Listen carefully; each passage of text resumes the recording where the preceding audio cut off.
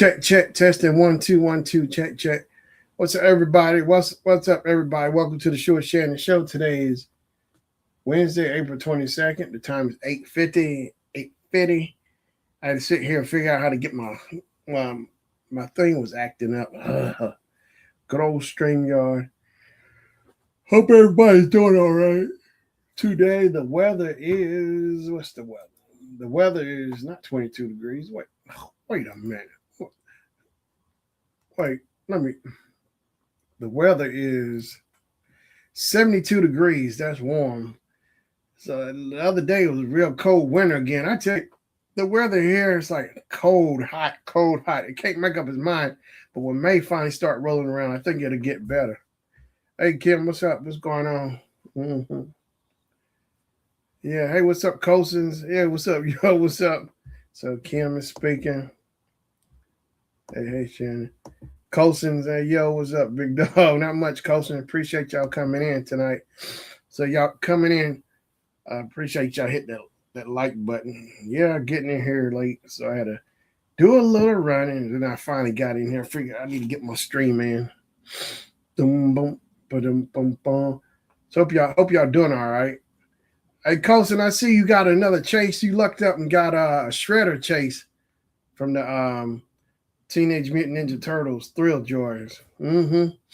Dun, dun, dun, dun, dun. That's cool, man. So, boom, boom, boom. So you been doing all right, Colson? Yeah, I'm still trying to catch up with everybody, but I've just been really crunching from time from work. It's like, man, I've been seeing Pop House Animal stuff pop up. I've been trying to catch everybody when I can. I was in that auction a few weeks ago from Sassy. I won in her stream. So Kim says, welcome. Colson's Collections. Going to be posting again soon. Kind of fell off for about, okay, yeah. Oh, I get it, man. I sure do. Yeah. And Colson said, hi, Kim. Yeah, I get it, man. Because time, we get it when we can, man. But, hey, work calls is responsibility, Responsibility calls. Mm-hmm. Work calls. Well, yeah, it's nothing. We'll catch up in no time. Mm-hmm. It's only a matter of time, ain't it, Gracie? Yeah, I can't believe it's April. It's almost May. So in what? How many days in? Let's see here.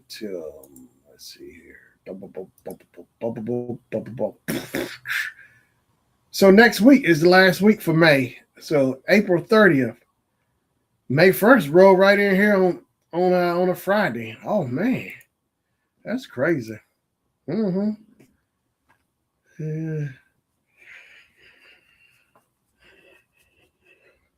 Yeah, so I'll drop my new video of Funko Soda. So now my new count is 54 out of 500. They getting up there too. And I won those ones from Sassy, the ones I got from off her. Then I did that auction. So I'm going to do that video as well. I finally got the mail, checked my mailbox, and I got those from Sassy as well from that auction. So that's going to be more sodas. But yeah, I'm going to try to get that. I'm chasing that 500 before the year's out. 500 Funko sodas. Mm-hmm. I feel good about it. So yeah, so I'm at 54 500. So I'll get there. Not too far from 100. I say if I can hit that 100 in May something, or hit 200 in May. Wait, let's see. So I got till December 31st. Let's see. And this is April 22nd. I think I can hit it. If I get 100, let's see. If I can get 50, I'll get. I can't do my math right now. Yeah, hope y'all doing good. It's hot. It's like this morning it was cool. Well, kind of warm. And then I was working at the building. So again, apparently they had the AC on. I'm freezing, thinking it's cold outside as well, but in the building it's freezing. Like I don't know what, like winter's there again, like winter's up in there. And then go outside, it's scorching hot, and I got my coat too. It's confusing trying to wear my coat in the morning and freezing, and still thinking it's cold. But the other day it rained. It was cold, like a cold winter night. Well, and the pollen, you can tell the pollen is out too, making you itch more. But I take my Allegras. I take Allegras. I know some people take Claritin, but I don't know. Claritin, I don't think Claritin never really worked out for me. I always stuck with Allegra.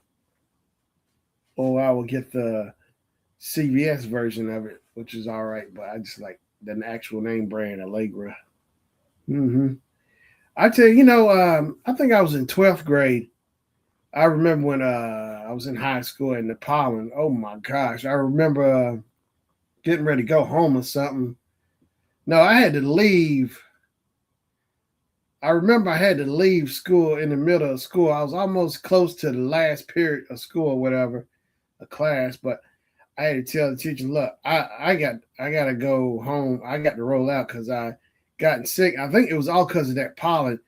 And that's like the worst I ever had. And then we went down to Florida, like in May, like in Florida, and Florida was bad. Oh my gosh, the trees and everything were blooming, all that blooming, those flowers. It looked good in May, but that place was loaded with pollen. I ain't never felt so bad in my life. That was like the worst. That year was like the worst I never felt like that ever again in all those years. That was over 20 years, almost 30 years ago. I never felt that bad. It probably was like 30 years ago, but I couldn't believe pollen did that. Hey, what's up, Marlene? Here comes trouble. What you mean here comes trouble? Hey, Marlene, is the pollen bad down there? I was just explaining, like, I guess over a lot of years ago, I was in high school, and I remember we went down to Florida like in May, like May 95, I think. And I remember how it bloomed. The trees were blooming and everything, and all that pollen just jammed me up. I had to get out of class early that day because it was so bad for me. I was sick. I mean, it was, and then we went to Florida. It made it even worse. I never remember feeling so bad in my life from pollen. Yeah, I mean, that's the worst I've ever felt. After that, woo-wee. I never felt so bad in my life. Pollen is bad here. I bet it is. But once it's done blooming, it looks good. But look what you got to go through. You take Allegra or anything for allergies. And the thing is, all that pollen and stuff, it hits the car and you touch it and you touch your skin, your face. Then you start itching and, making that, that noise with your throat, trying to scratch inside your throat with that noise. Kim said, hey, welcome in trouble. Well, at least I take, really? Raw honey? Really? Raw honey. Huh. You know what, Gracie? You take raw honey. Marlene said you take raw honey. Don't take it away. Good old raw honey. Okay. So if I take raw honey, that helps with the pollen. So raw honey is better than, I guess, processed? Well, so you put like raw honey in your tea and stuff as well? Now, there's somebody I knew at work, they put honey in their coffee as well. They would put honey in their coffee. I actually tried. It wasn't bad. It helps me a lot. Okay. Gracie, don't take it away. It helps me a lot. I need to go find the local bee companies that make pollen. I mean, not pollen. I mean, make raw honey. I drink it in hot tea. Yeah. It's raw. I like raw honey. Mm-hmm. Kim says we're knee deep into the NBA playoffs. Mm-hmm. I ain't really been keeping up. I heard somebody tell me I think San Antonio's in there, but yeah, I ain't really been keeping up. Mm-hmm. You hear that, Gracie? Gracie, don't take it away. I need a Piccadilly. I miss Piccadilly and K&W, but yeah, the playoffs, the old Knickerbockers and the Bulls, they used to be the best ones to watch.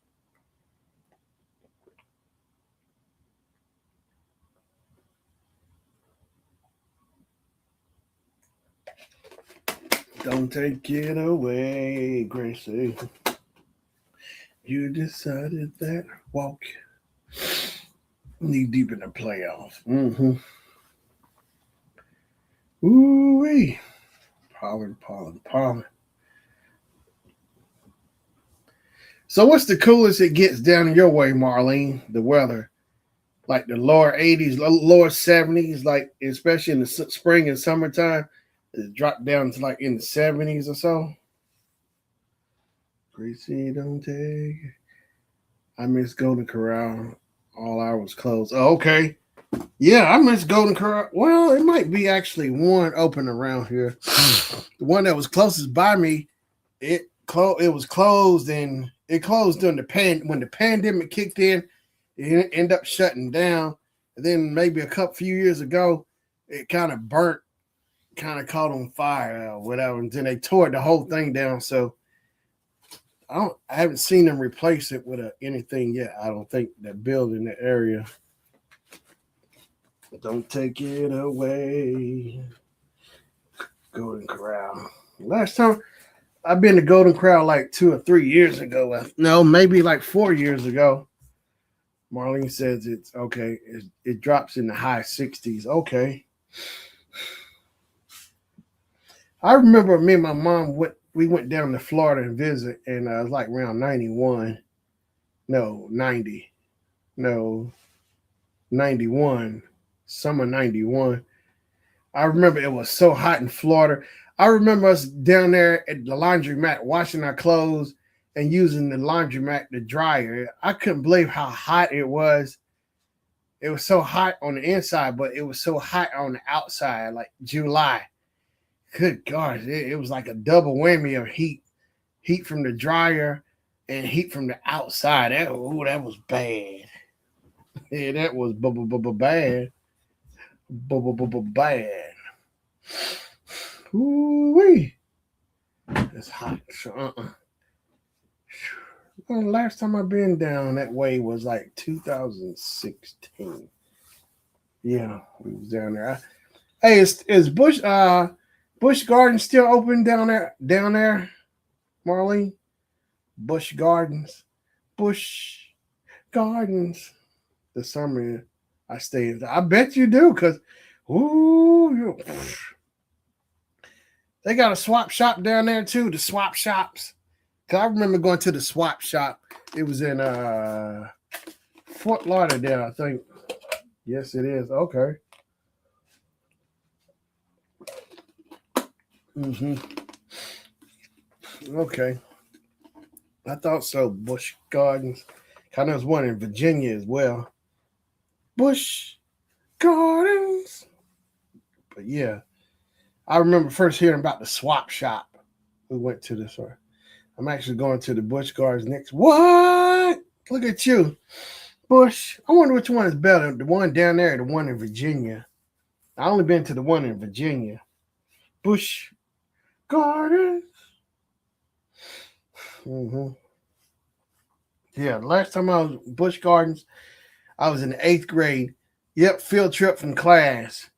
Yep, they had the Loch Ness Monster, the Big Bad Wolf, all them rides. Yeah.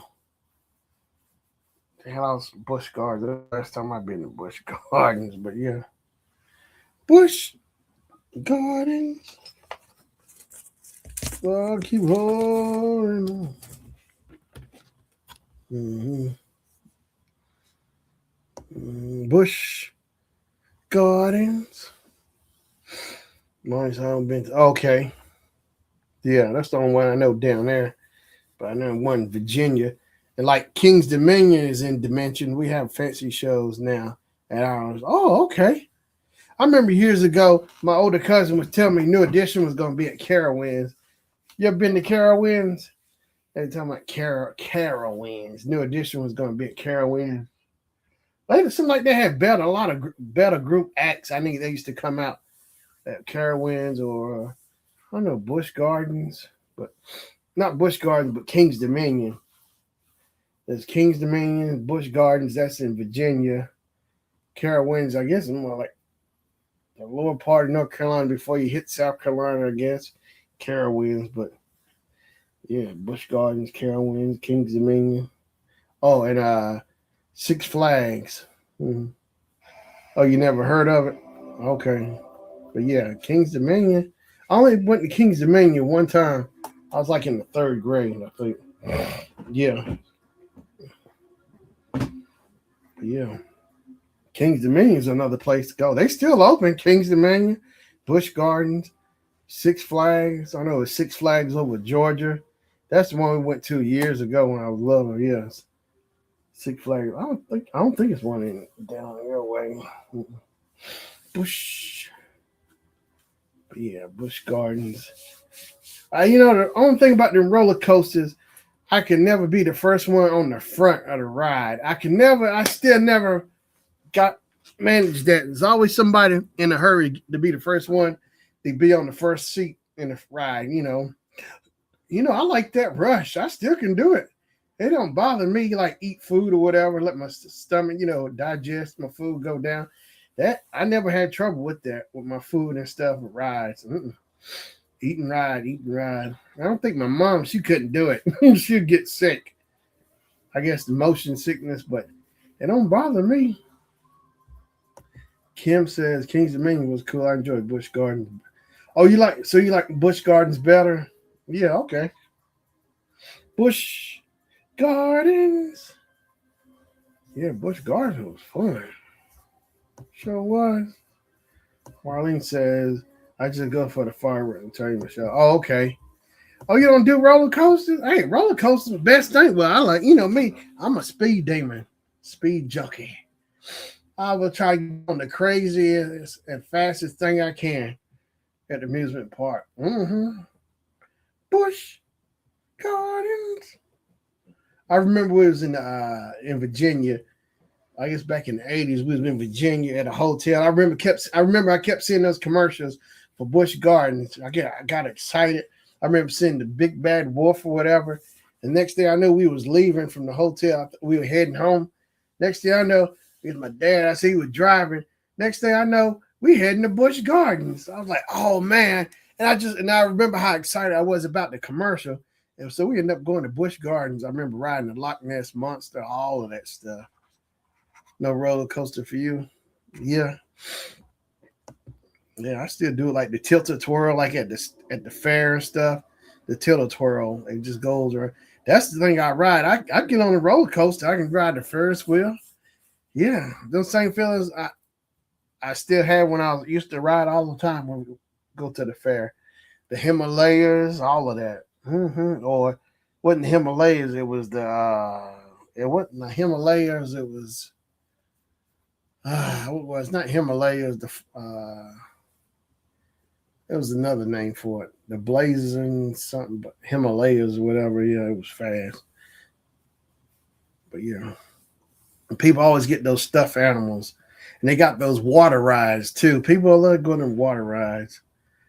Marlene said only go to places to eat and people watch. I don't blame you. Go to eat. You know what? That'd be, oh, wow. That just gave me an idea about food. That would be cool with my Chef Shannon channel. Go to amusement parks and try the foods there and like do a review, eat the food and review it. That just gave me an idea. Let me make a note of that. Me with my Chef Shannon channel, that amusement park food. Busch Gardens. Let me make a note. Since Marlene talking about food at let's see here. Let's see here. New idea. Try foods at amusement parks like Busch Gardens.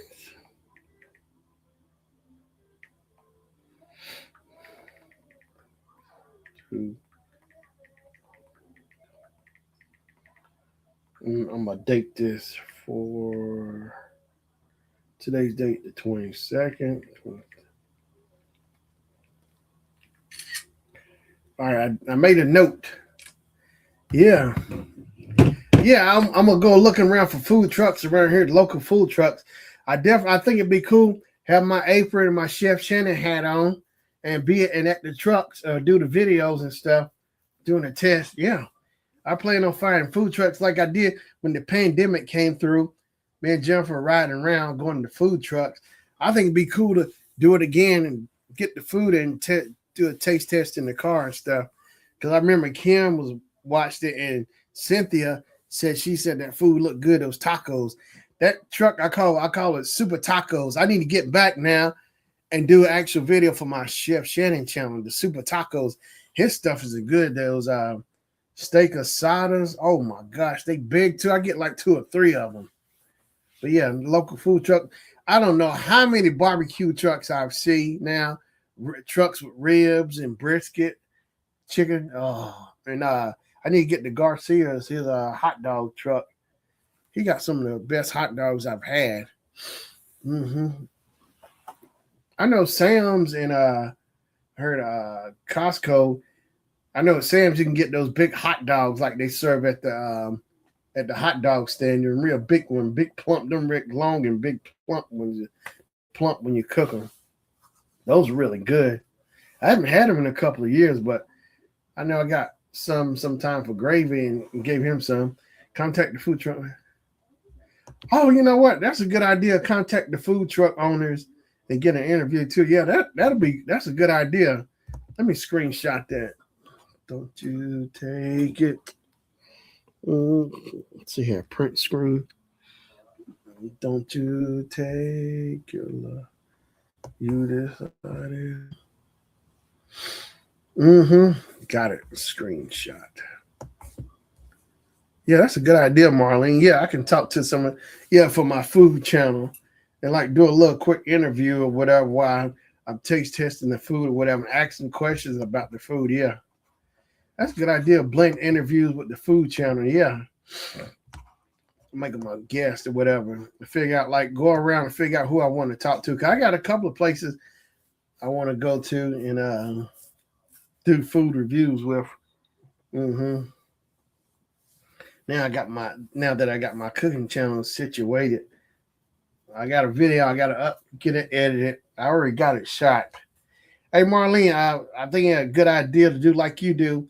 You find a day to shoot all your videos on one day versus like shooting every other day. Just shoot one day for all the videos and have it out the way, and that free you up. All you gotta do is just edit the video or whatever. I think that's the technique I need to do because it'll free me up and I can do more other stuff trying to get done versus shooting one video a day or here. Just cause I know I remember Country Wayne had that technique. He was saying all the people, actors on his channel, the Country Wayne show, his Wayne, Country Wayne, they shoot like in a day or two. They shoot for like a few days or something or whatever, get their shooting done, and they done for the month. I said, that was a good idea. I said, that's a good idea what Country Wayne does. Because I was like, man, he got all these skits. They come out every day, but he shoots so many in a day. So he got them loaded, ready to go. So he said he had enough where, it was good for the month. I was like, man, so that means they be packing them episodes in. Because his videos, he crank them out every day. And the hits he get. I ain't seen him in like months, over 6 months, 5-6 months. I don't watch it as much as I used to. I think the early episodes of his channel were a lot better. I liked him a lot better. He's still involved and doing good, but I think the earlier stuff was better to me for Country Wayne. But yeah, Country Wayne. And I know I heard him say he at the time with Facebook, he knew Facebook was going to be a big thing. He already saw it, saw it foresight of the future for Facebook. And he said Facebook made a deal with him for his stuff, his videos, to be on Facebook. I think he make like 100 something thousand a month. He said that was like a couple of years ago. Mm-hmm. Facebook made a deal with him. Like, oh. Mm-hmm. Pay him $100,000, $100 and something thousand a month. Now that was a couple of years ago. I ain't gonna tell how much now, but I've seen big people instead of YouTube. There's people killing it on Facebook. I think I remember seeing. I think Country Wayne had a little chart showing like he was saying like people talk about Facebook, a dog or whatever, but he showed the chart the way he charted it. Facebook was number one for making money. I've seen a lot of people, who killing it on Facebook with millions of subscribers and just killing it. It's like, man, it's like they doing better on Facebook than YouTube. It's like, man, it's like how the math on that work, And like that's all they do. They're at YouTube and other stuff, but I've seen people with millions of subscribers on Facebook. It's like, wow. I guess it's in all how you work it and just all the marketing and getting it, how you work it. But it's just another platform. There's another platform. I don't know if you heard of it called Fanbase. Isaac Hayes the third, Isaac Hayes' son, Shaft. He has Fanbase. I've been kind of checking that out. Fanbase. He started a couple of years ago. Isaac Hayes the third, Isaac Hayes' son. I don't know if you heard of Fanbase, but yeah, Fanbase. But I'm seeing all platforms, but I'm still amazed. There's some people, all them subscribers they got on Facebook. It's like, man, do they really need YouTube? Marlene said, if I was a full-time creator, I would do. Really? Wow. If I was a full-time creator, I would do Facebook. Because you know what? It makes sense. Because look how many people are always on Facebook every day. And like there's different platforms you can chat on there, people. Then versus YouTube. YouTube, I mean, you can chat with people, but Facebook is more more interacting with your friends and stuff and all that. And look at the platform, the way it's set up, than versus YouTube videos. I mean, because you can do the same thing on Facebook with videos and stuff, but wow, yeah.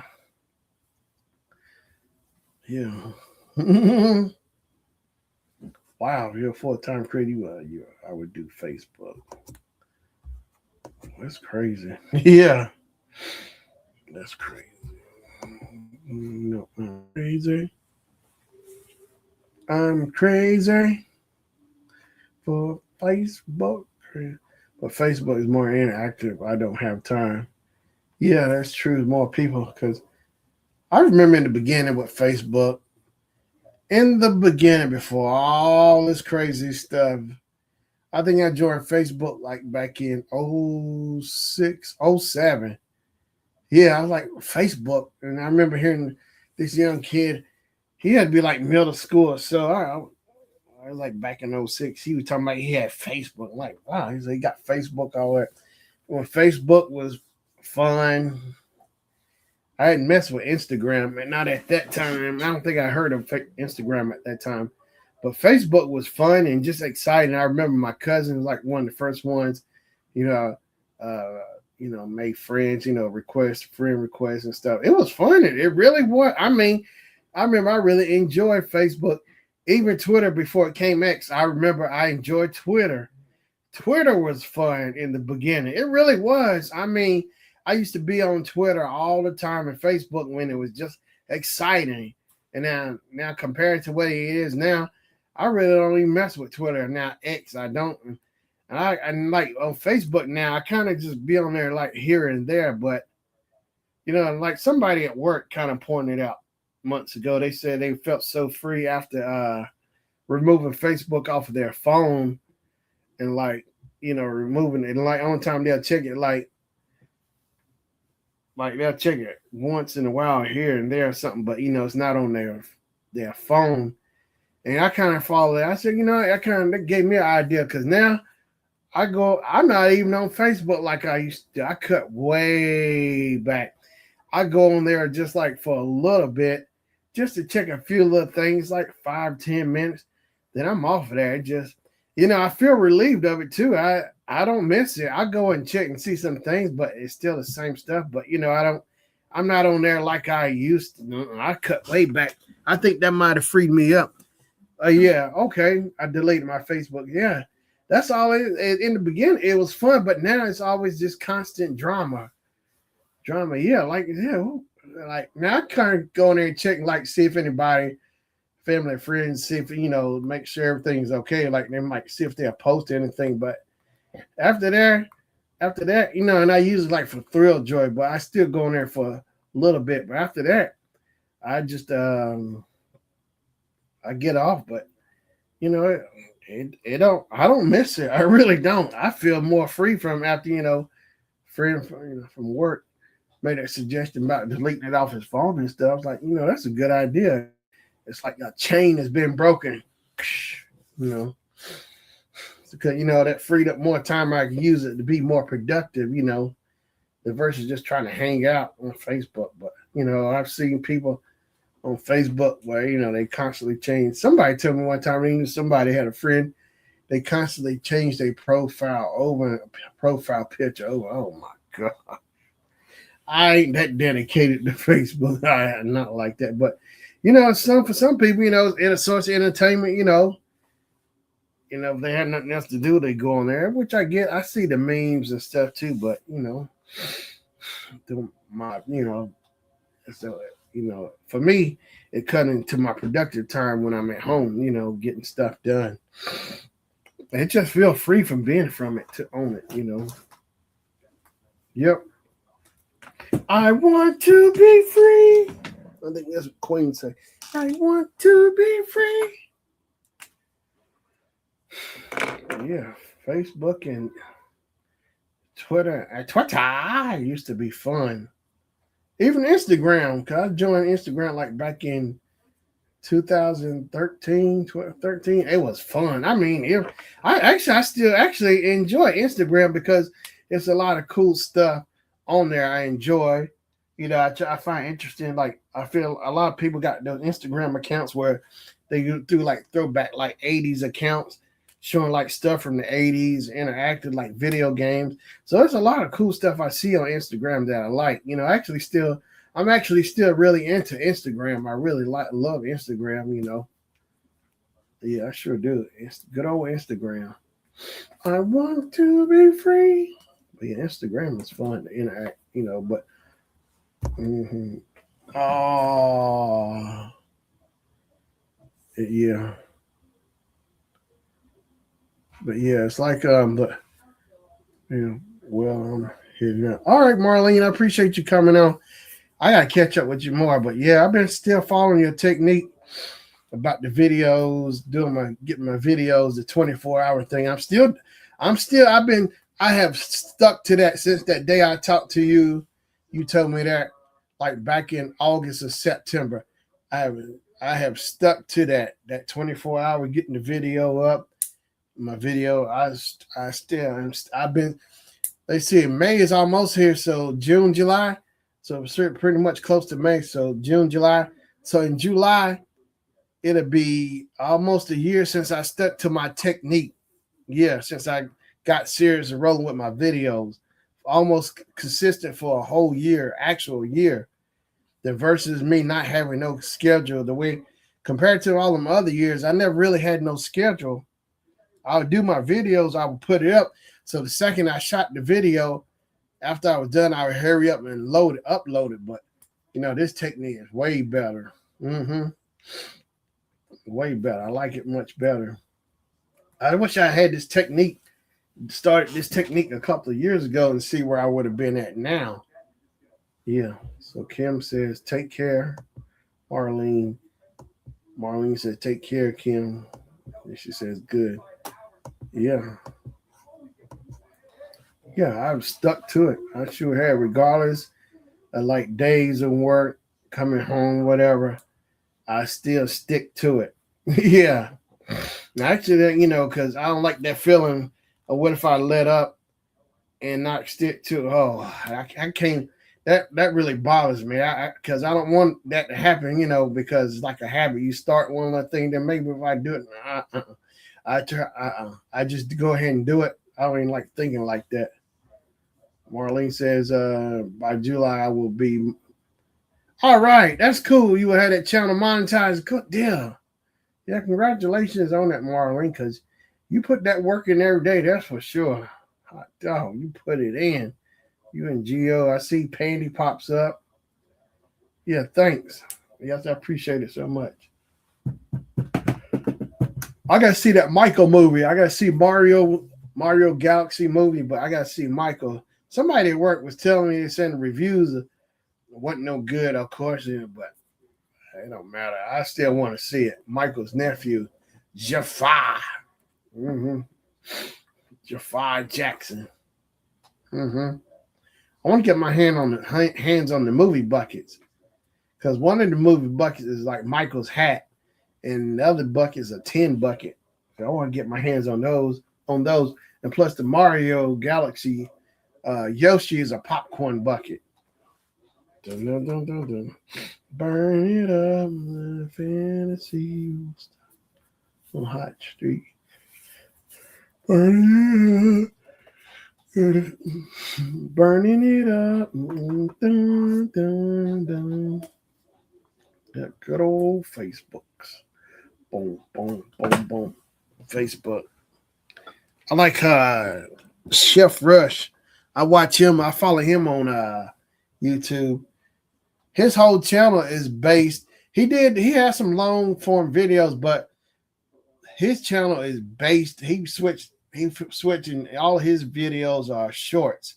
And because of his shorts, he got millions of subscribers. And that young kid who was on there on his cooking channel, all his videos are shorts. He got 1 million something subscribers off of his short video, but his videos are really good. So maybe like a minute or 2 minutes long, whatever. But he show you the process, quick cuts, the editing, putting the food together. You see like a pan on a stove, then you see the food chop. The next shot, throwing the food in there. Everything is quick, cut, quick, and it's fast, and it keeps the timing, the speed up, the tempo of the video going. It's not slow. So all his videos are like that, which is really good. So it keeps you engaged the whole time. I see why he got so many millions of subscribers, the young kid. So he probably like 15 or 16, and now I think he started when he was like 12 or 13, but he's really good at his food. So I thought about doing videos like that, short form. Do like quick shot, chop, 1, 2, 3, 4, boom, boom, boom, boom. All of them are quick cuts. Boom, boom, boom, boom, boom. Boom, boom, boom, boom, boom, boom, boom. Boom, boom, boom, boom, boom. Yep. Boom, boom, boom, boom, boom. Yeah. Fantasy. Well, it's been a long day, a long walk, trying to get from the garage to work. I don't like walking. I be walking. So let me take a look. See, Kim said the playoffs are deep. Fantasy. What's that? Let me see. Burning it up. Let's see here. Fantasy will never stop. Let's see here. So, NBA playoffs. Oh wow, the Magic and the Pistons are playing. Are playing. The Suns and the Thunder. Oh wow, the Rockets and the.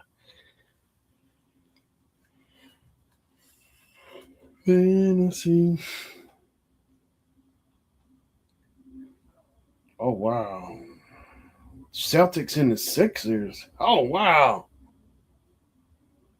Series tied. Lakers trying to come back. Spurs in it. No, it's tied. Spurs and the Trailblazers 1-1. Pistons. Orlando leads 1-0. OKC. Man, you know what? Forget OKC. Oh yeah, so the Seattle Sonics supposed to be coming back as part of the expansion team. The Sonics in Vegas going to have a team, so I'm rooting for the Sonics to come back. They're supposed to come back in 2028, and I think it was wrong. Like Gary Payton, who used to play for the Seattle Supersonics, said like the team was stolen. That deal was dirty because I saw the video, the documentary, and make it sound like David Stern was aware of everything, and he was friends with the guy who bought the Seattle Supersonics. So Kevin Durant played his rookie year with Seattle, and then they got moved to Oklahoma. That was just dirty. The team got stolen away, but the guy who paid for the team to break the contract, the deal, paid another $45 million or something to break it.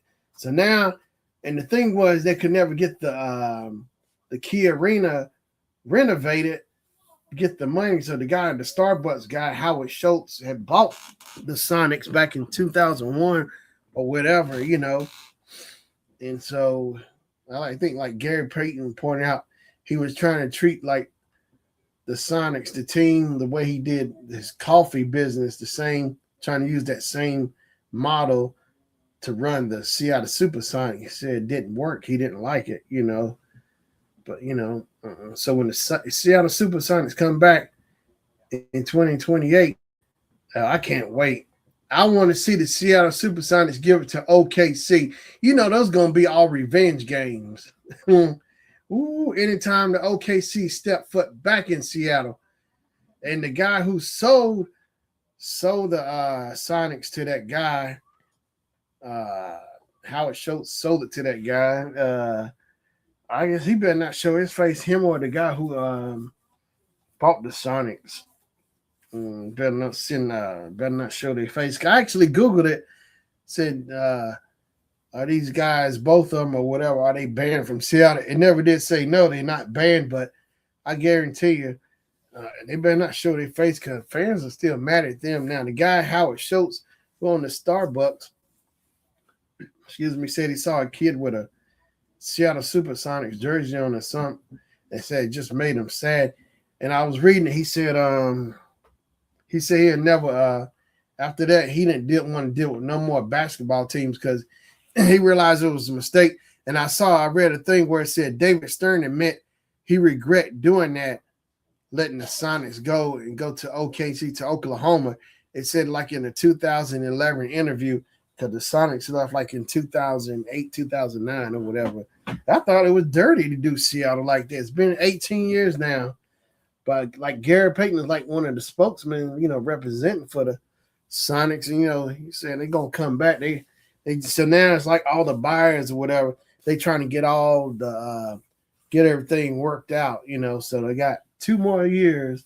In 2028, the Sonics should be back because the Key Arena is now the Climate Pledge Arena. They did all the upgrades there because the Seattle Storm is doing good, and the Kraken, the Seattle Kraken is doing good as well. Mm-hmm.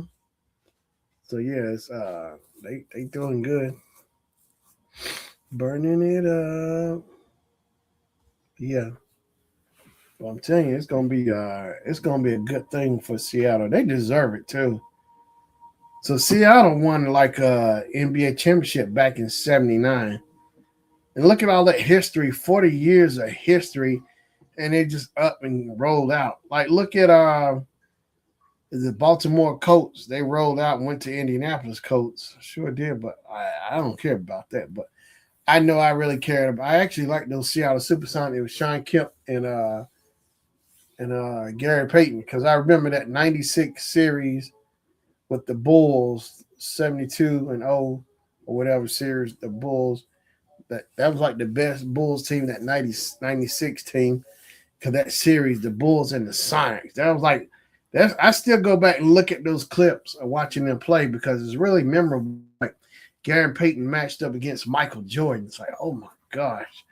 Sam Perkins was on the Sonic team. Sean Kemp, Gary McMillan, Nick McMillan. I'm sorry, yeah. I'm telling you, George Karl. I found out George Karl, the coach, He used to be the coach for the Seattle Supersonics and the Milwaukee Bucks. Turns out he was a Tar Heel. He used to play for UNC. So that's all right. So I think he played for Dean Smiths. Mm-hmm. Carl,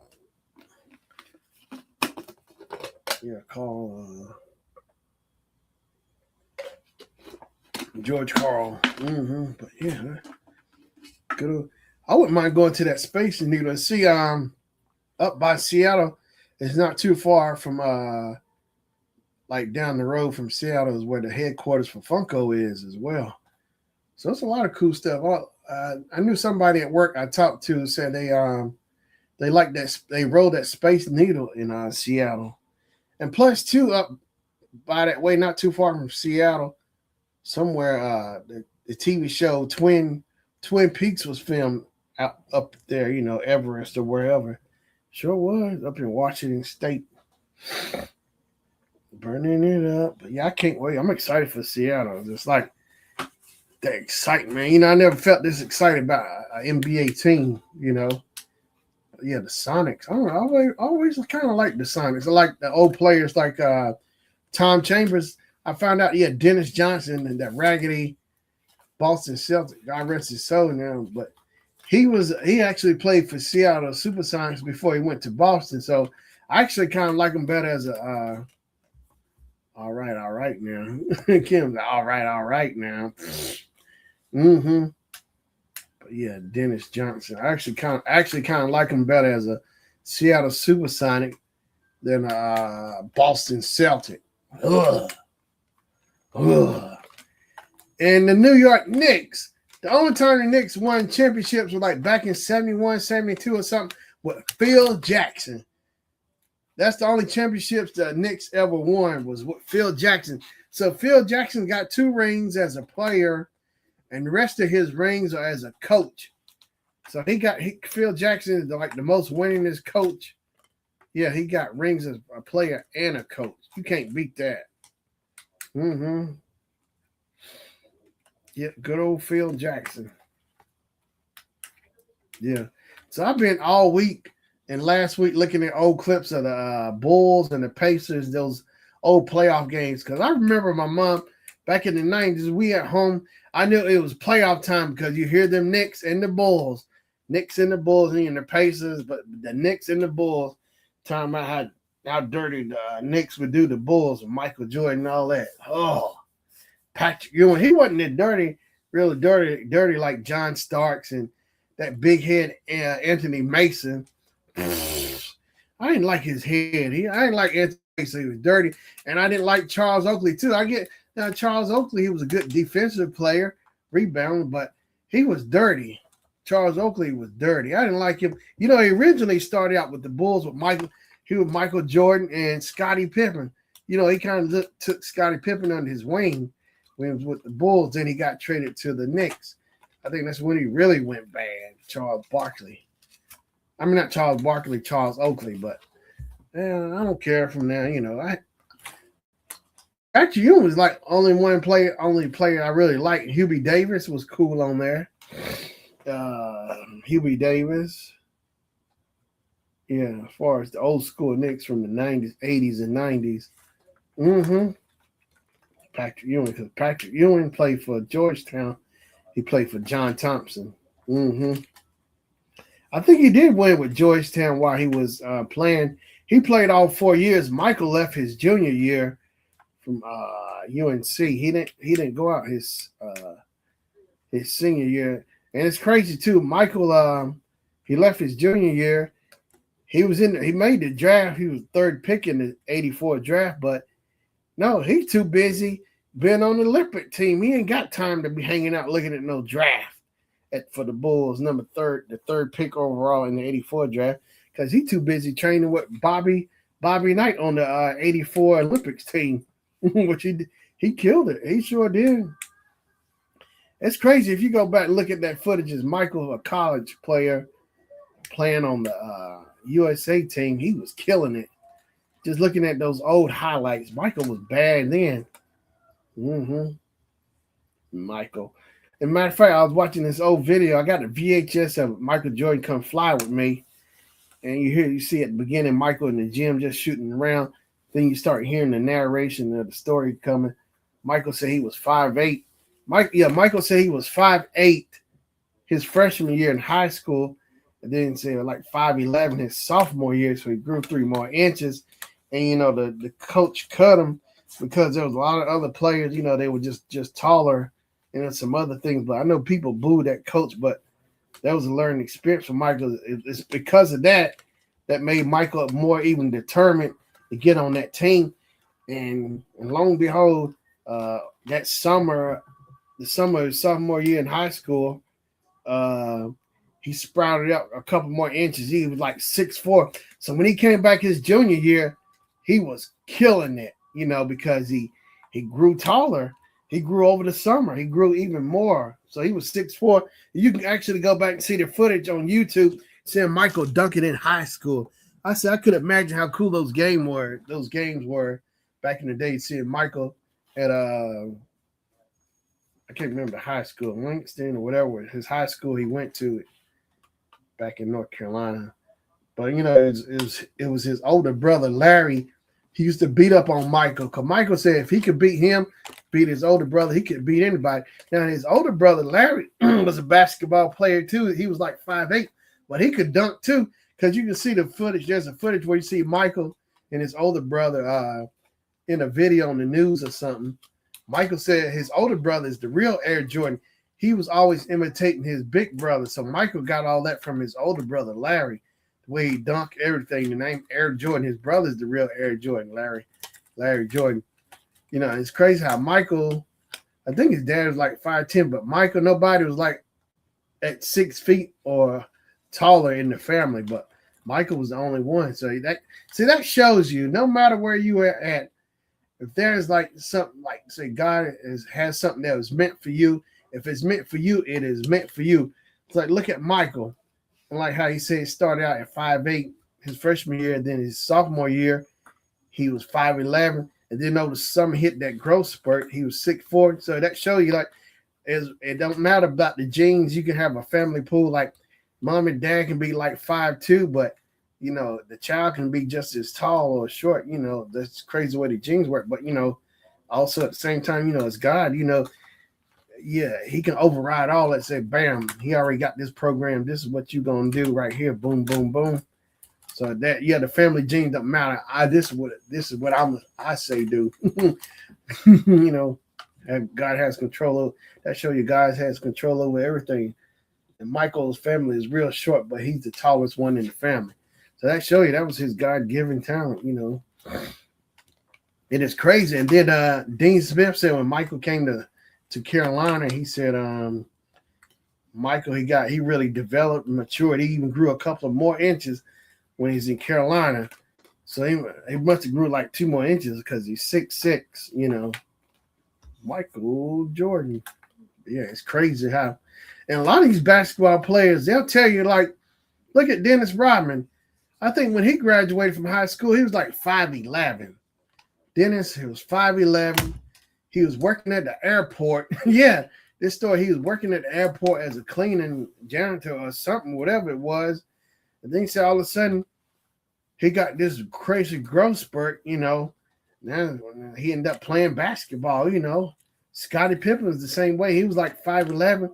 When he graduated high school. Next thing you know, a lot of them players like David Robinson, like his freshman year, he was like 5'6", 5'7", 5'8" his freshman year. Then he shot up a few more inches his sophomore year. Then his junior year, he was like 6'7", 6'8", and then his senior year, he shot up some more inches. And then when he got to college, he shot up even more. I was like, oh my gosh. See, that's the thing you never know. The genetics is funny, A lot of the players will tell you, like Steph Curry, you see like old videos of him in high school. His mom said he was like 15. She was yelling out to somebody. He's 15. He hasn't hit puberty yet, because he was worried, And he said because of that, him not growing so fast, his spurt not taking off. He said because of that taught him to train him, to play better, learn to really work on his shot, hitting those 3-pointers the way he did. Because of that, because of his growth spurt not taking off, quick like other people. So it came over time. So I think like close to his senior year, he was like 6'3", so it worked out. But at the time, but they gave him time to develop his shot and stuff, all because of that. Yeah, but yeah, it's crazy though. The players explaining, how they started out. Look where they at now. Mm-mm-mm. Yep. But Michael Jordan's story is really cool. I like how Jordan jokes on that tape, "Come Fly With Me." When they interviewed him, he said he told his mom he wanted to be tall. And he said, remember on the episode from the Brady Bunch where they did something to try to make him stretch to grow taller or something. He said he did that trick. He said it was funny, but he kind of joked and laughed, said it must have worked because he's tall, Mm-hmm. And then he said, "What did your dad think about that?" He said he thought I was nuts for doing, about that thing with that trick from the Brady Bunch episode of growing tall or whatever. But yeah, Michael Jordan, James Worthy was another good player from Carolina. James Worthy, I always tell people, I go at it with stories like, Michael Jordan, like one of the best players to play basketball. He came from Carolina, and there, of course, Lawrence Taylor came from UNC as well. One of the best football players ever. It's because of Lawrence Taylor. A lot of football teams changed their game plans, the way they play, set up their plays because of Lawrence Taylor. He made a lot of teams change their plays because of him. Mm-hmm.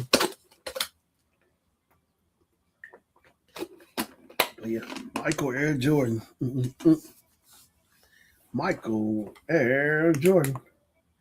But Magic Johnson was my first favorite player before Michael.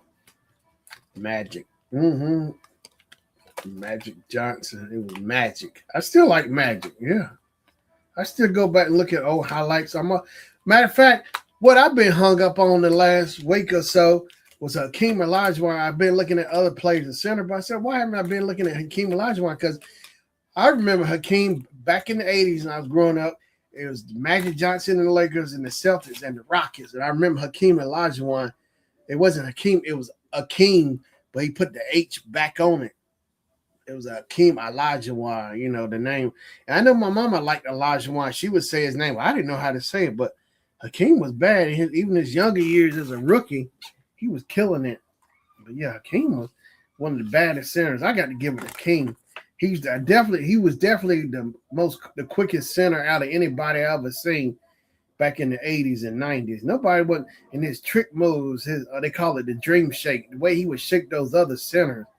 He was quick. And see, Hakeem, he didn't start playing official basketball until like he was 16, but he was already tall, because he played soccer and handball and all those other sports. And so I think that was a good thing for him having those extra skills in his arsenal. So going to basketball, that made him more coordinated and quicker too than other players. That gave him an advantage, I think with Hakeem Olajuwon. But Hakeem Olajuwon, it was Hakeem Olajuwon and Ralph Sampson. They called him the Twin Towers. Mm-hmm. Ralph Sampson, they played for the Virginia Cavaliers. So he played with Michael too in college as well. Hakeem did too. Hakeem Olajuwon and Clyde Drexler played for the University of Houston. They were teammates, and it's crazy. So Hakeem went to Houston, but Clyde went to the Portland Trail Blazers. So maybe like in the it was like in the late 90s, mid 90s, like when Michael left, 94, 95, Clyde Drexler ended up teaming back up with Hakeem, his old college buddy. And they won the championship together. And Charles Barkley still came a year too late, like he did with Philadelphia. He always came a year too late. Showed up just short. Mm-hmm. Yep, because he left from the Phoenix Suns and went to the Rockets. And came up short again. Dog. But yeah. But that's what I do a lot of times when I'm relaxed. I just sit there. I watch old games like they about to come on TV. Like whoever had the whole game, recorded in full. I sit there and watch the commercials and everything like it's actually running versus looking at the stuff now, And it's good to catch up on old games I never saw. I was into it, but actually go back and look at it again and see if I missed something, that I didn't see the first time. Dun, dun, dun, dun, dun. But I know my mom used to talk about them Knicks. It was them Knicks and them dirty Pistons. The Pistons were worse. Of course, everybody didn't like Bill Laimbeer. Bill Laimbeer and Isaiah Thomas. Actually, I ain't had no problem with Isaiah, but it was always this stuff. Michael and Isaiah probably was beef with them too, but I ain't had nothing to do with that. I just like watching the game. And then, Magic and Isaiah, it fell out. I think it was all dealing with the age thing, something, because they did an interview a couple of years. It came on NBA TV. Like they showed Shaq and Kobe. Shaq interviewed Kobe, and then they kind of made up and everything. And then they did Magic and Isaiah and did an interview. They were talking about everything. And then like somewhere in the middle in the interview in the episode, Magic started. You see all of a sudden it got really, really serious. You can hear the tone in Magic's voice change to Isaiah. He said, the next thing you know, he was like, I apologize. It's getting serious. Then when he said that, because Isaiah ears were, in tune, then you start seeing Isaiah crying. So like Magic, apologize for all that stuff because they weren't talking for years and stuff, And then Isaiah started crying, He hugged them, because they were buddies, best buddies and everything. Their families, moms, everybody knew each other. And they always give each other that kiss on the side before a game would start. But yeah, they made up and stuff. And they were talking about. Then they finally hashed that out, got it out the way. They started talking about all the old games, all the old stuff. They used to do. They made up Magic and Isaiah, which is good. I think I might have that episode recorded on YouTube, I guess. But yeah, those two, it was cool to see that. Imagine if Isaiah and Magic had played together on the Lakers or Magic with Detroit. Even the Magic's from Michigan. It's a wonder he didn't go to the Detroit Pistons, But it worked out for Magic going to the Lakers. That was the best thing that could have happened to the Lakers because Kareem needed that, Magic Johnson and the Showtime Lakers. Before Magic got there, all the excitement, it wasn't like it was until Magic got there. Because when Kareem got there, he had already won a ring with Milwaukee. James Worthy was already, no, he got there, but Magic got there before James Worthy. But yeah, Norm Nixon was already there. But when Magic got there, that's when they really cranked up. The seats were selling, everything. Because of Magic. Magic Johnson and the Showtime Lakers. But I just think, basketball was a lot better. Of course, they were a lot rougher too, but, And of course, people always do that comparison. Could these players survive back then? I'm gonna say half of them couldn't have survived back then. Not the way as rough as they played the Pistons and the Knicks. They would have cried every second. They couldn't have taken the hits. Yeah, that's how it was. But that's stuff I know. It's like at that time you didn't realize how good you had it watching those games back then. Now you come back, you got stuff to compare it to. It's like hey, I think it was better back then. Dun, dun, dun, dun, dun. Yep. Yeah, that's the way it goes. That's just the way it is. Time changes, and who knows? In 20 years, basketball will be different from the way it is now. Just keeps evolving. Because now they do that tournament thing in the wintertime. It's like, man, what more stuff can they keep adding? It's like, man, can they just play ball without keep adding extra more entertainment with that winter trophy thing, which I don't really care for. The thing I like about it is the designs of the courts, how they design those courts. That's the best thing. But other than that, I think it's a waste of time to me. Of course, Kim's the old school. She liked the Bulls, and the Grill Masters, Knicks fan. She liked when Scottie Pippen dunked on Patrick Ewing, knocked him down. That's her favorite highlight. Mm-hmm.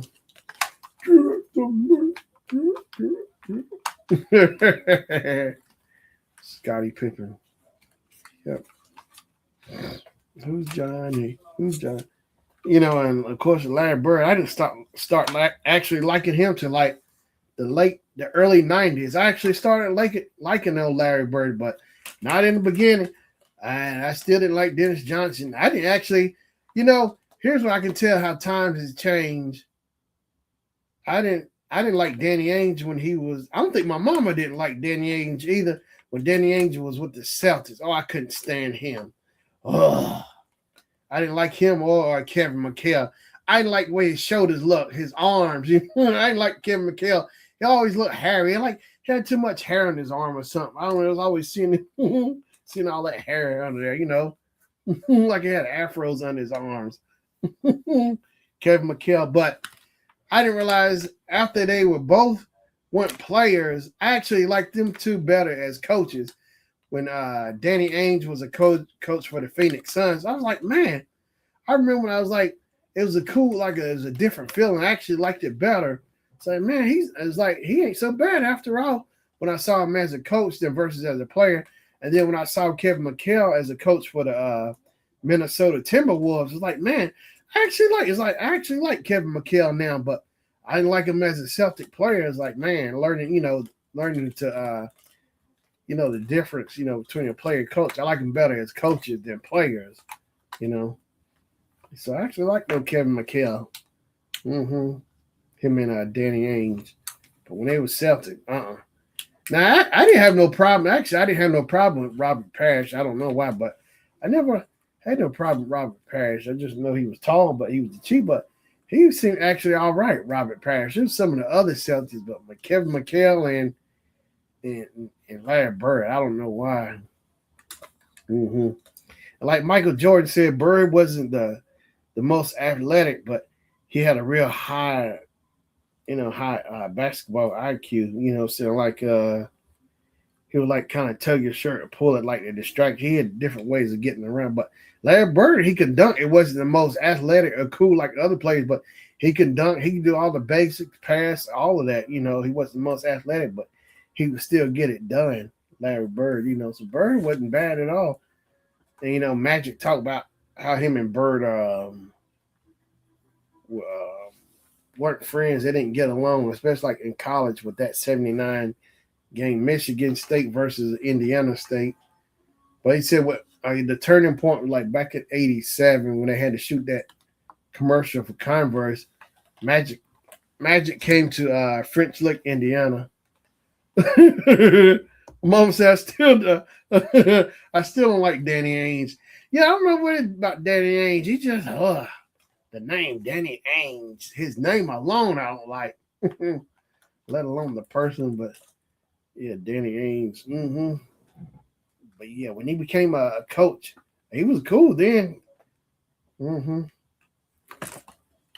But yeah, Magic, he said he went to French Lick to shoot that commercial with Larry Bird. And he was saying, so after they got through shooting and taking a break for lunch, Magic said Magic was in his trailer as Bird came back to this trailer. Magic was going to eat lunch in his trailer or whatever. He wasn't hanging out with Bird. He said Bird came to his trailer and said, my mom already prepared lunch. And, Magic said, when you say mom, Larry said, mom, you can't turn that down, Okay, I'm going to go and just do it. He said mom done fixed lunch and everything. And so then when he got there, Bird told his mom, he was like, well, you tell him, mom. Bird wasn't going to say it, but his mom said it. His mom said to Magic, she said, you're my favorite player. I said, wow, that really broke the ice. She said, you're my favorite player. I was like, wow. After all what Larry has done, she said Magic is her favorite player. She didn't say her own son was her favorite player. She said Magic. So that really broke the ice. He said after that happened, that's when they started talking. They really became friends. That was like the game changer for them, Magic and Larry. They really started becoming friends. So, so they homeboys. They've been homeboys for over 30, almost 40 years now. Yeah, which is cool. But it's cool to see how that that evolved. They actually put all the basketballs and stuff aside. Just being two people in a space, just talking, really getting to know each other, that kind of thing. So it really worked out, and that's why they did so good with the Dream Team, because Magic and Larry had a bond, and Michael they all three they had a bond as well. So people can really it makes a big difference, like when people connect and make a bond, on the team, the chemistry. It's a big difference than versus somebody who's so don't really connect. It makes a big difference. Everybody, connected as one. Oh, it can, you can really do some serious damage. Look at that Dream Team, what they did. But yeah, it's cool though. But Magic Johnson, Michael Jordan. I keep going back looking at old clips of Michael, all of them. I go back and look at Larry Bird highlights, but I've been stuck on the most was Hakeem Olajuwon. Just looking at his man, but it's just crazy because that's what it seemed like I kept hearing the most back in the '80s. Lakers and the Celtics. I remember in the backyard of a granddad's house, he got me a basketball goal and a ball. I'd be in the back. I used to imitate Magic Johnson with my basketball. Lakers and the Rockets, Lakers and the Celtics. I used to sit there and imitate Magic with my basketball, dribbling the ball. I would switch to the left, to the right. I was imitating Magic. I used to do that. I used to imitate Magic. He was the first one I would, imitate with a basketball. I always pretend like somebody was on me. Larry Bird was one of them raggedy Celtics or the Rockets.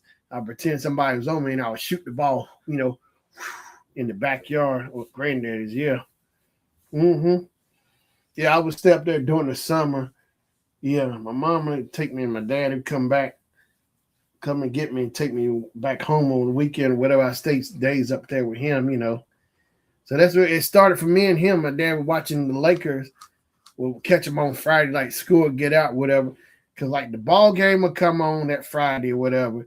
And of course, every Friday, Miami Vice will come on. Don Johnson, it's Friday when you see Don Johnson or the ball game, the Lakers. So a lot of that sports stuff came from my dad, and I swear every Sunday, I could not figure out, even at our old apartments and then our new house and all that. Every Sunday I hear this, like, what is it? Why does he keep watching this? These things, these cars going around in a circle every Sunday. Why does he keep watching this? I didn't get it. I see the cars going around on the track every Sunday. Oh, it drove me crazy. Why you keep watching this? Because I didn't understand it. It was the NASCAR. Yeah, he used to watch it all the time. I don't know if he still watch the race or not now. But I know them Sundays back in the 80s. Oh, my gosh. That's what you hear on the TV. That's how you hear. You see these little cars going around in a circle over and over and over. People, I'm trying to figure out how to keep watching them going over and over in a circle. Yeah. Being a crowd. You see all them heads, people's heads in the crowd. NASCAR. But then I go back. I said, then, I started realizing it years later. I said, now I started getting into it. I see why.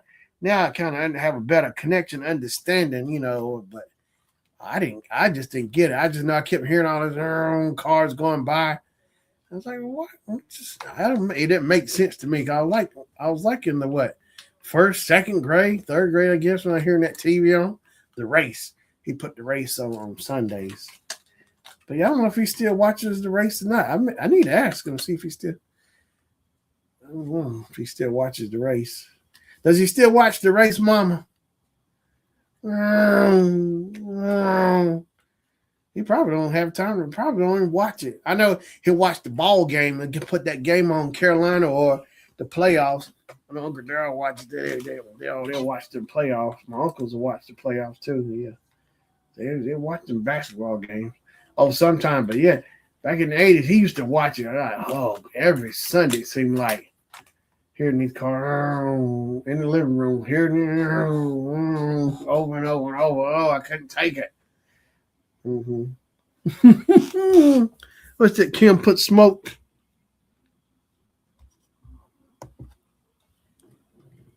Yeah, his car. Yeah, on Sundays. Yeah, sure did Sundays, but mm-hmm. We'll be put the race on. Yeah, put the race. If it wasn't the race, it was the ball game, football or basketball. Carolina. Mm-hmm. Oh, hey, Mom Kim is speaking. Mm-hmm. But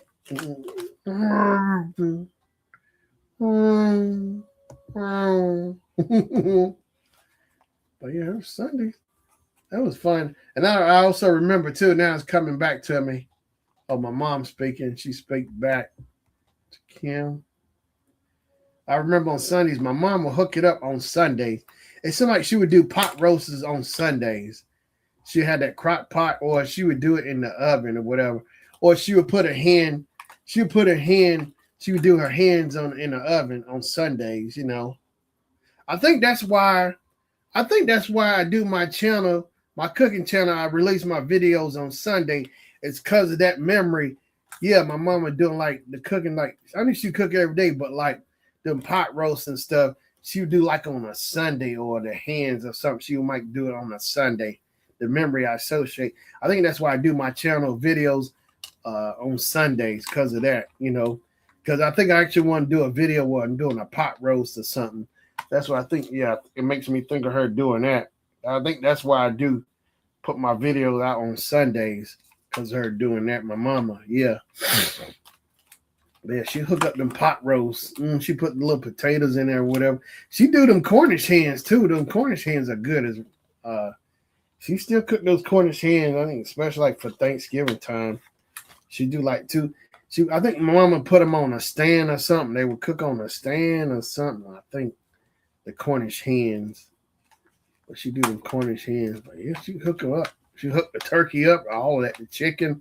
Her chicken, little hands, she get them little hands. She would have them white bowls, like ceramic bowls or whatever, with the lid on. I don't know if it was crock pot or whoever, Tupperware, but had them glass lids and the glass bowls. It's like the bowl was white with like blue flowers on it or something, the way I remember. Yeah, she put her hands in them or whatever inside them or the roast inside of it in the oven on Sundays. And I remember that, you know. Mm-hmm. Boom, boom, boom, boom. Sunday memories. But yeah, I remember that. Those memories. But yeah. Mama hook it up. I like it on Thanksgiving when I come home from school. My mom would get those honey baked hams. Oh, I couldn't. You know, it was Thanksgiving when you saw those honey baked hams. So what my mom would do, she'd go and get the honey baked ham and she'll put it in the refrigerator. But I'd go in there and start picking away at it. She would take it to make it easier. She would just go ahead and pull it off and put it on the plate and have it in the refrigerator. So I wouldn't have to go through that and just pull it off the plate, you know. I'd be in there making sandwiches and everything. I tell you, she had one of them big honey baked hams too. Seemed like I couldn't get enough, but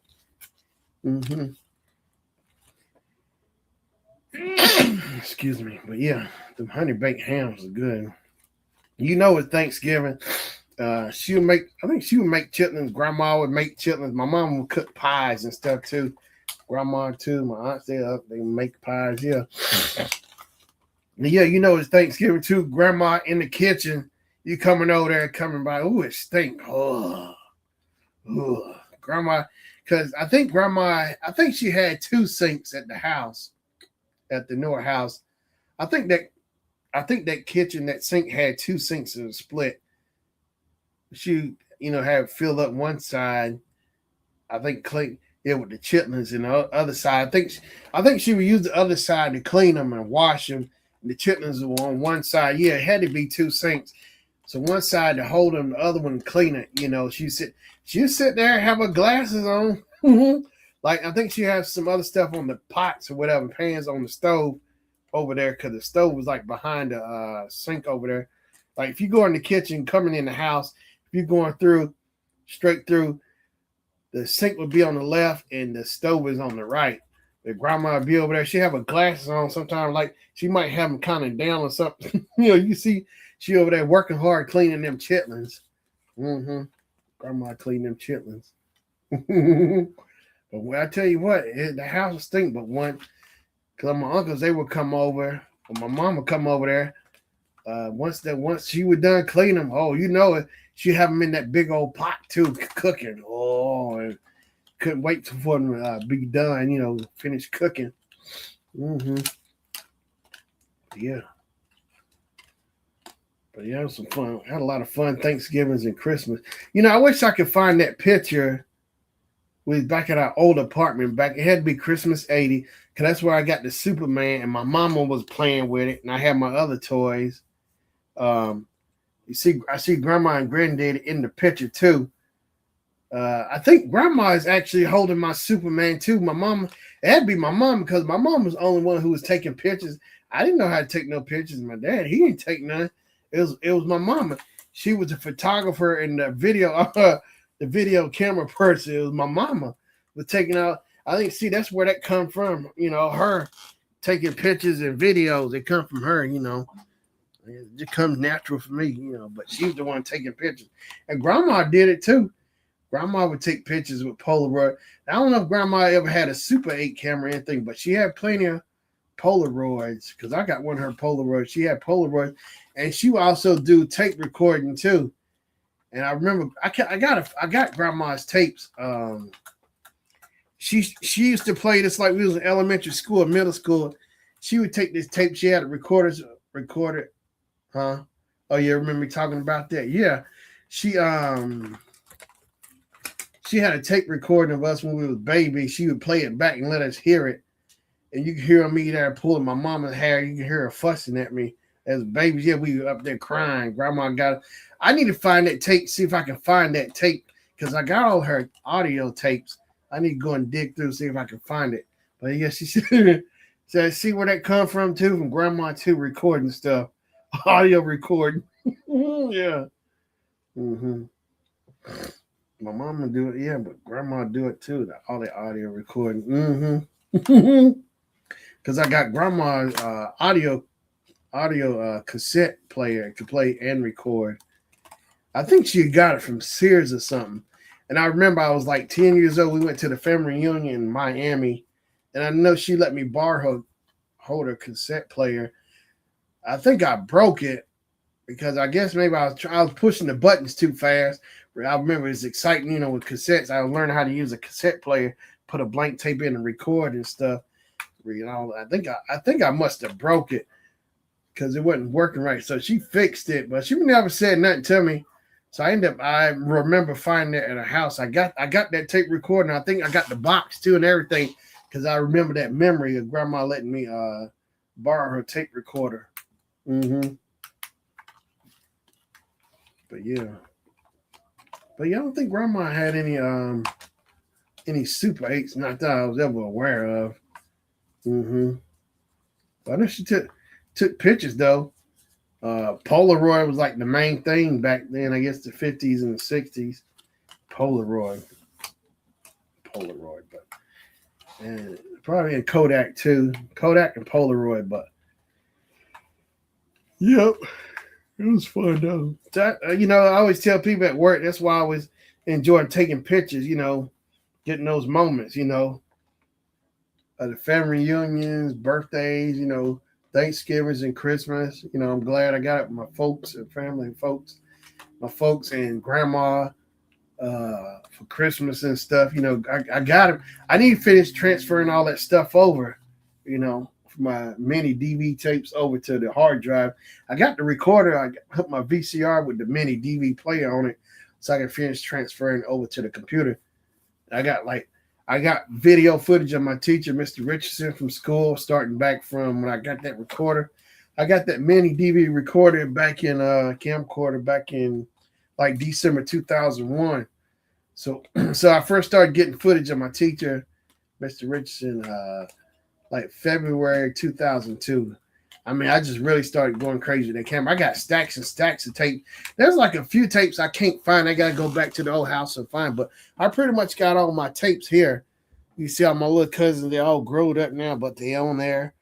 Oh, but grandmas, we all come over there for Thanksgiving. I got to find my other pictures from my digital camera. I got stored on disk somewhere. I got to keep digging, but I got now. Plus, I got like camera film on using that Kodak Advantage camera. I got a bunch of reels that need to be developed if it's not too late, you know. But yeah, I try to capture as many memories as I can, you know. So it's something I've been doing for the longest. Yep. I would record like family reunions, take pictures, you know, everything, which was fun for me, you know. So, you know, and like I had the Epson printer. I would print pictures. I need to get back to printing out pictures. I used to print them out. I was doing it last year. So I would print pictures out of people from work I knew. I would give them to them, you know, because it's fun to me, you know, printing out pictures. Now, Sam's Clubs used to do it. You could go there, take your memory card, and they would go to the machine and put it in there. And you can put how many pictures you want to print out, and you would pay for it, you know. But now I think CVS still does it. You can go and have your pictures printed, but I just do it here at home, which is fun. My next big thing is I want to get an Epson printer where it's like 13 by 18. I think 13 by 19, whatever. I want to print poster size pictures. I want to get another Epson printer. I got 2 Epson printers, but I want to get a bigger one to print posters. Because I got the paper to print the posters. I just got to get the printer. I was looking at Ricoh printers, but I love Epson because those ones I saw, they had tons and tons of Epson printers at that graphics expo. They love Epson, which I started using Epson around 2000, 2001. I've always had an Epson printer. It's always been Epson. Yeah. Epson is the brand I've been using for the longest. I had a Canon printer, but I had it. It was all right, but I got rid of it. But Epson is the main one. I think my mom has Epson printer too. But Epson is where I got I got 2 Epson Eco tanks. I love both of them. You know, my main printer, I do print paper, print you know, stuff like print notes or whatever, pictures on. But the other one, I convert it to sublimation. I do sublimation on my other Epson printer. But the next one I want to get, I can print like poster size pictures and stuff. And that's the one I want to get. And I can have a whole lot fun with that. I can start printing my posters instead of going to a store and having them print them for me, you know.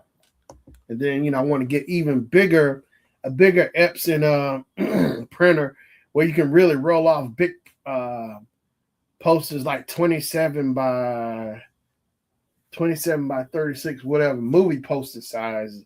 That's the kind of roll I want to get. You put it on the roll and they print out. And you just cut it, you know, print it like they do for posters. But I'm working my way up slowly to that. But the next one is that 13 by 19, if I'm not mistaken.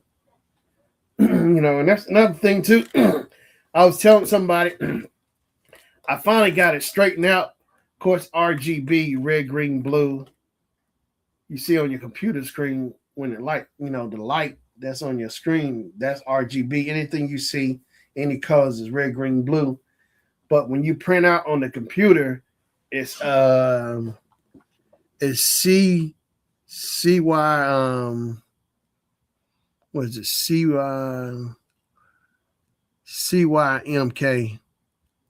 which is you know, cyan, yellow, magenta, black.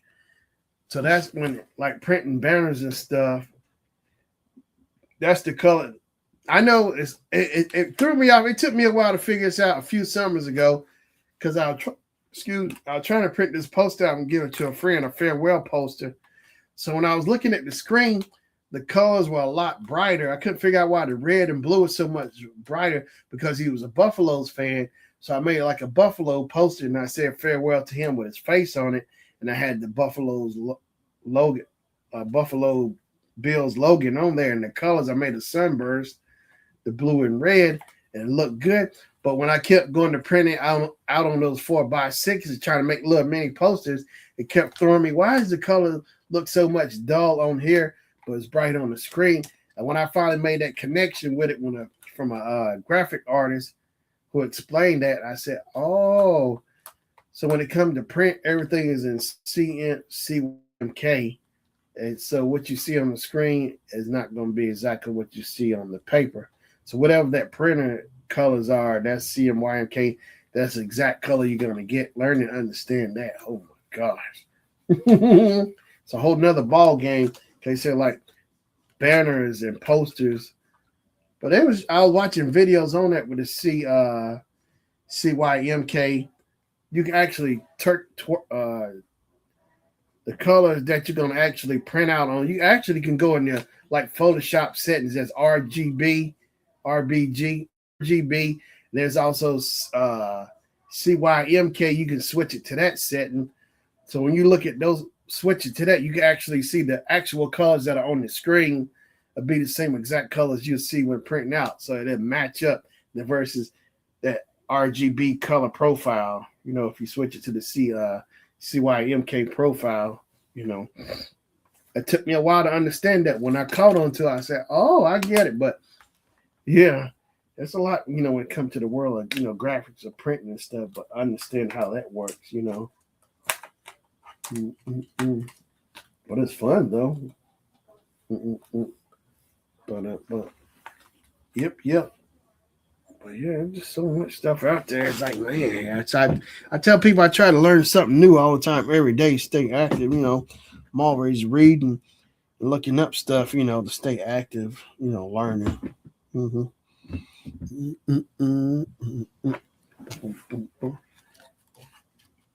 But yep. Yep.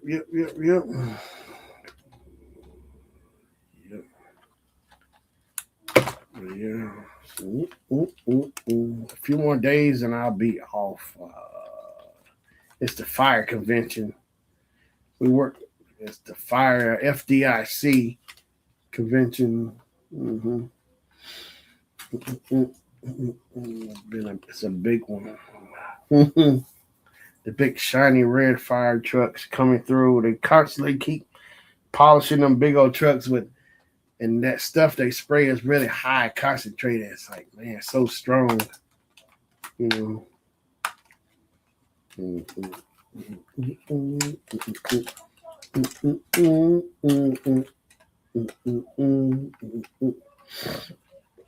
Yep.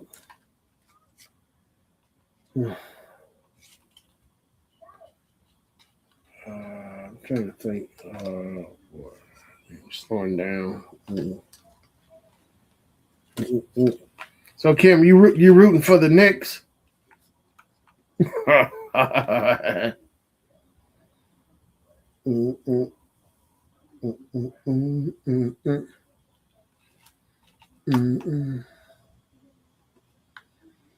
don't think the Knicks ain't. They don't. I don't know. I think. Yep. Yep. Gotta. If I want to stay. Now you should be able to root for whoever you want to. Look at old Knickerbockers. The Knickerbockers. Mm-hmm.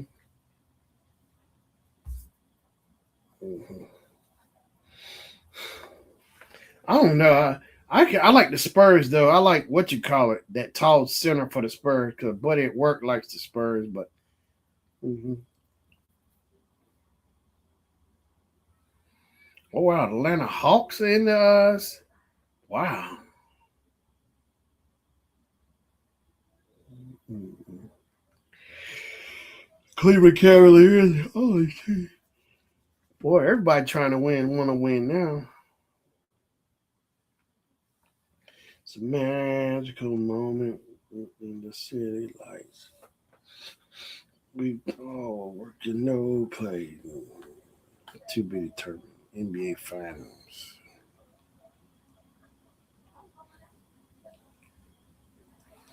Dun, dun, dun, dun, dun. So now, game 3. Tomorrow. So the Suns and the Thunder are playing. They in the second quarter. So wait, the Knicks played. Oh, the Knicks already played. Final. Monday, April 20th. So game. So game three. Game three. Knicks in the hallway. So game three is tomorrow for the Knicks and the Hawks. I'm thinking about going to the Michael movie, but okay. So game three is tomorrow at 7 p.m. Yeah. I think I heard Jafar say it's gonna be another one. Because I think the movie stops up to Michael's Thriller or something. So I think they might pick up in Bad or whatever. Who's Bad? Which would make sense to me, go that far. Do the other albums, So right now I think they stopped up to Thriller.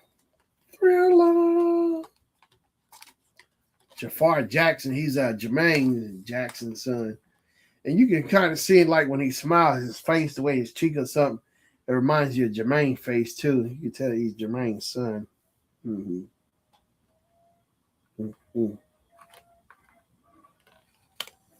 Tell me, am I not dreaming? And I used to hear what is like Michael really gone, or because Michael was a master of disguise too. It makes you kind of wonder. Michael's a master of disguise, always disguising himself. I even heard Jeffrey Osborne. Matter of fact, the other day I saw Jeffrey Osborne in an interview. He said that LTD was like the opener for the Jacksons on their, I think their Destiny tour. I think it was their Destiny tour. They would like the opening act. And he was saying like Michael, he would go out in public. He would go in disguise all the time, So it kind of make me wonder about Michael sometimes, stuff that happened, like was he somewhere in disguise? But you never know.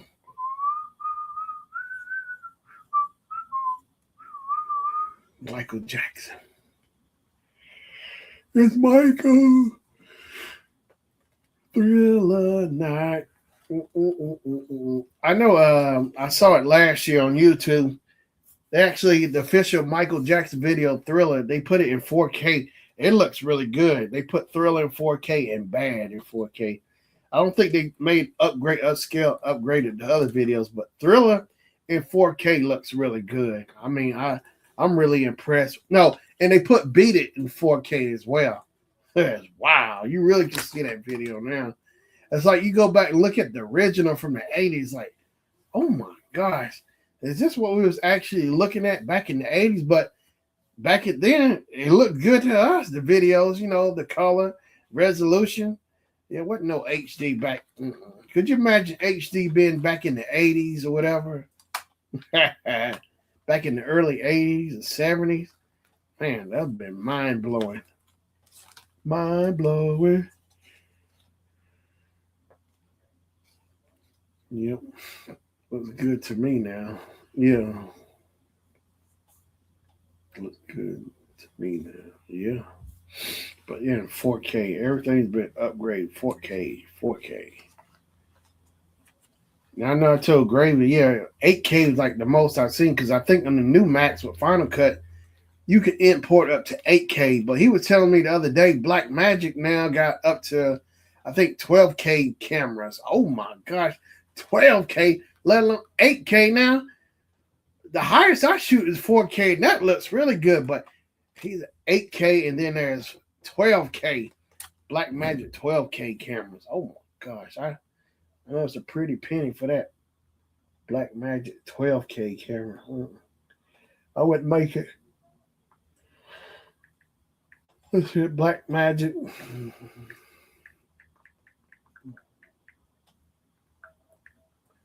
Black Magic 12K cameras. Oh, they only cost let's see what B&H photo.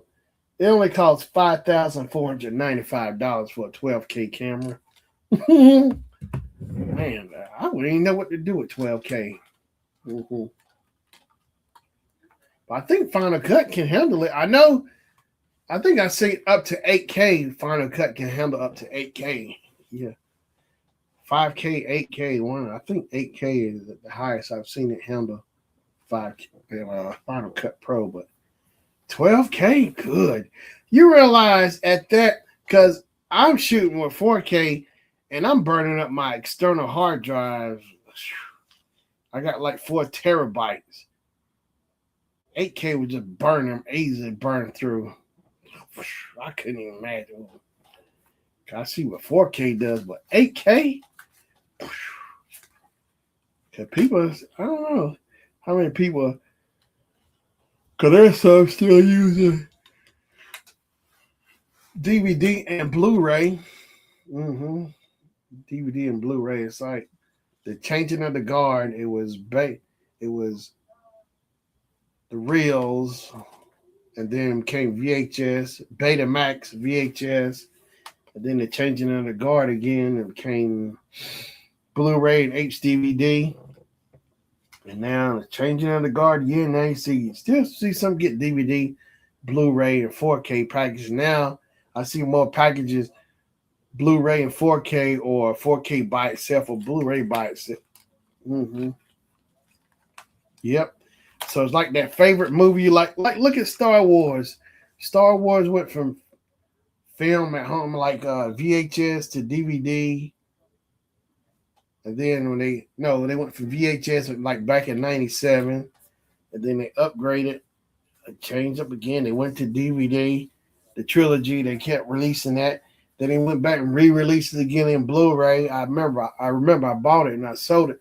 And now they done switched and put it all on 4K. They just keep moving it up. It's like I had to find somewhere where I just draw the line, because I ain't going to keep rebuying this same stuff over and over. And the way they hook you with those marketing strategies, more deleted footage, uncut scenes. That's how they hook you in with the marketing to get you to buy it. There was more unreleased footage you never seen before. Look at this and all this. Oh, man. The marketing. I guess they figure they got to get you there somehow to get it. To keep. I had to cut myself off. What would House Party look like in 4K? House Party. When Robin Harris had that belt set, I wouldn't do that just yet. I like to see how big that belt is, how old that belt is. Crispy on screen. When kid about to get in bed, I wouldn't do that just yet. I want to see that belt in 4K. House Party. Matter of fact, I saw on YouTube Reginald Hudlin, somebody posted it. Because I remember years ago, maybe back in the 90s or somewhere, seeing that kind of clips of that house party. It was like it was an earlier house party, so I was confused, like the movie House Party. And then that turns out is Reginald Hudlin's. It was his short film, I guess, for school. He shot it in school, a short film. I saw, so they actually got the original House Party on YouTube somewhere. You can go and see the actors and stuff, the people. It wasn't bad at all. But I think the timing with him when he decided to redo, actually make it a film, put it out in movies, the timing was perfect. That timing couldn't have been even any better, because Kid and Play were hot at the time, Full Force, Tisha Campbell, everybody in House Party were all big and hot, upcoming, or really people already well known. And the timing with him doing House Party was perfect with the cast he had, even with Robin Harris, because Robin Harris was hot, coming out. That was a really smart move, Reginald Hudlin, the way he cast that for a House Party. Everybody at that time was hot, coming out in the early 90s. The timing was dead on. It couldn't have got no better with that. I thought he cast it perfect. That was perfect. The timing on it too. That's why it did so good. The cast, Full Force and all them, man, everybody. But yeah, House Party, the original. I still think the first House Party was the best one, because I remember we were going to the center when they started dropping movies down to 99 cents. And here's the thing I didn't like when they were doing the 99-cent movies. I would pay $1, and you know what they do? You give them $1, and they put the penny down, they would still take it and throw it in the cup. They wouldn't give you your penny. Now I know it's just the principle of it. You know, we would go to the center. Yeah, them people snatch my penny up. I wanted my penny back.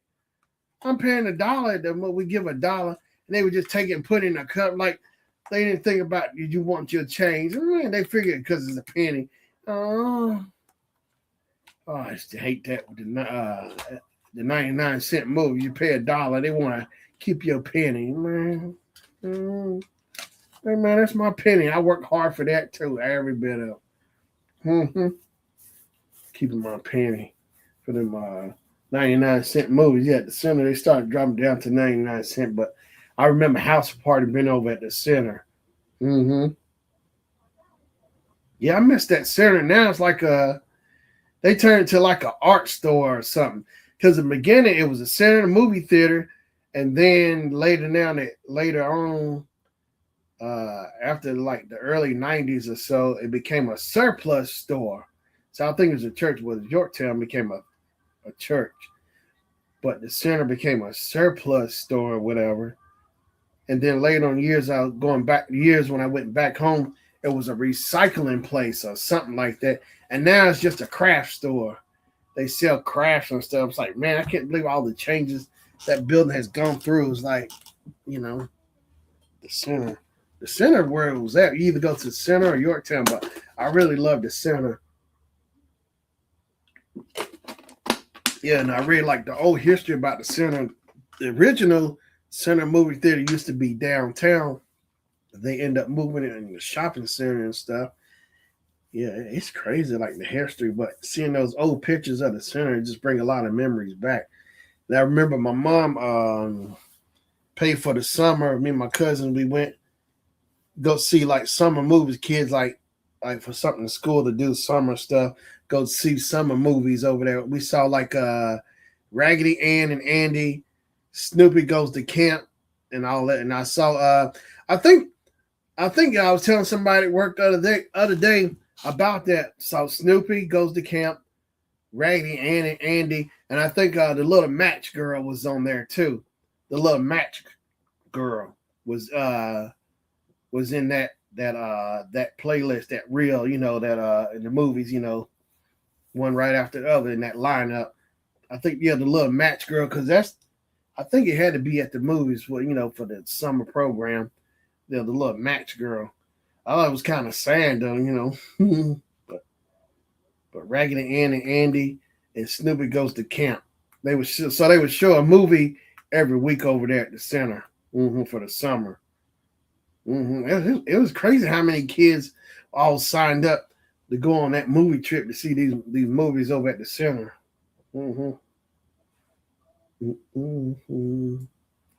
Yep.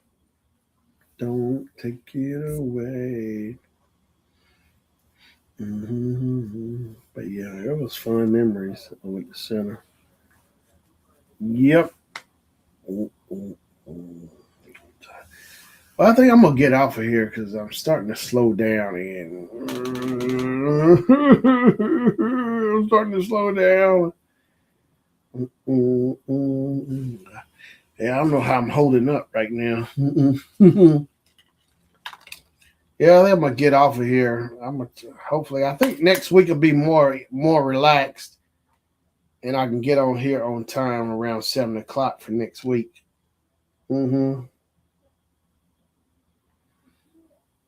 Yep. So I think I'm gonna get off of here. While I'm still awake before I be accused of falling asleep in the stream, which I have not done. But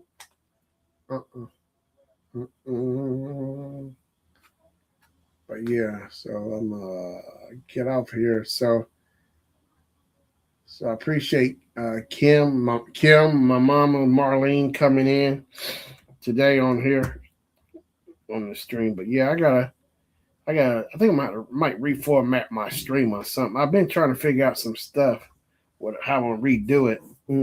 I gotta make a list of stuff I'm gonna try to do if I get it done. I need just like an hour, just sit down and really sit down and try to retweak it or something.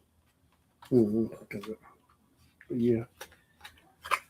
All right, so I appreciate y'all coming in, Mama. Miss Kim's Bling Bar and Marlene. Was it Just Relax? I think Marlene is Just Relax. I'm gonna go ahead and get on off of here. Yeah, Just Relax now, Marlene. So, all right, everybody else, and if anybody else who's in the bush, if you're still in the bush, I appreciate you hit the like button, try to share my stream out. Oh, and Colson's collection, I appreciate Colson coming through as well. Yeah, I can't forget Colson. So, all right, everybody. So until next time, next week, hopefully around 7 o'clock again. We'll do it again and again and again and again. Who knows? Maybe next week the Knicks won't be in the playoffs. Mm-hmm. Until next time. Hey, everybody. I'll see y'all. See y'all next week, God willing. So be safe. Peace out. I'm out of here. On your wish. Please. That's right. That's right. I will try to talk about the Knicks. I don't care about no stinking Knicks. Mm-hmm. That's right. The Knicks need to go get Patrick Ewing. They want to go to the championship. And forget John Starks. That's right. You wish. That's right. I will. I'm going to wish it. That's right. I don't like them. I ain't never really cared for the Knicks. Only John Starks, actually. No. Oh, Lord, not John Starks. Patrick Ewing. Keep trash talking. You know what? Yeah, well, check this out. I don't care. I'm going to take my chances. Knicks. My mama, I think my mama liked Patrick Ewing. I know she didn't like no John Starks. I know I didn't like him. I know I didn't like Big Head Anthony Mason. And Greg Anthony was on there. He was all right, but Greg Anthony played for UNLV. He was one of the running Reds with Larry Johnson, who dogged Duke. So I actually kind of like Greg Anthony. So you know what happened last time. I don't care about last time. You always bringing up old stuff. Mm-hmm. All right, I'm gonna get up on out here. So, all right, I'll see y'all. Mm-mm.